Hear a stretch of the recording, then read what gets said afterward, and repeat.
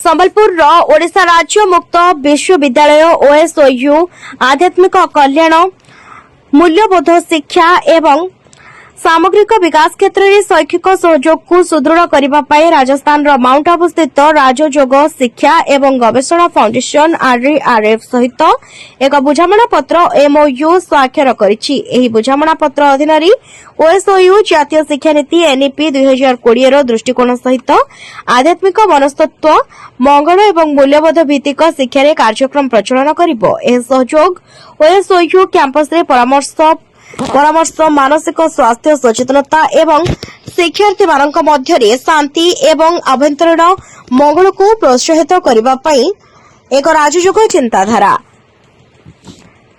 सामग्रिक विकास प्रयोगशाला प्रतिष्ठा करिवार मध्य परिकल्पना करा जायछि। एही सहभागिता मिलित गवेषकक वक्तृत्व क्षुद्रकालीन पाठ्यक्रम एवं सामग्रिक जीवन यापन अधिवेशन को प्रोत्साहित करने लक्ष्य रखिछि, जहाँ छात्र एवं समाज सामग्रिक सामाजिक आध्यात्मिक एवं बौद्धिक विकास रे योगदान देबो। आरआरएफ कार्यक्रम विषय वस्तु एवं कार्यक्रम प्रदान सहायता प्रदान करिबो। ओएसओयू परीक्षा परिचालना करिबो एवं प्रमाण पत्र प्रदान करिबो।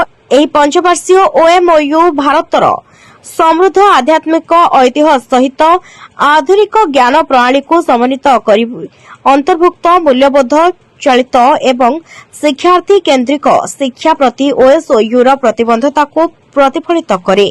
Bureau report, viral Sambalpur.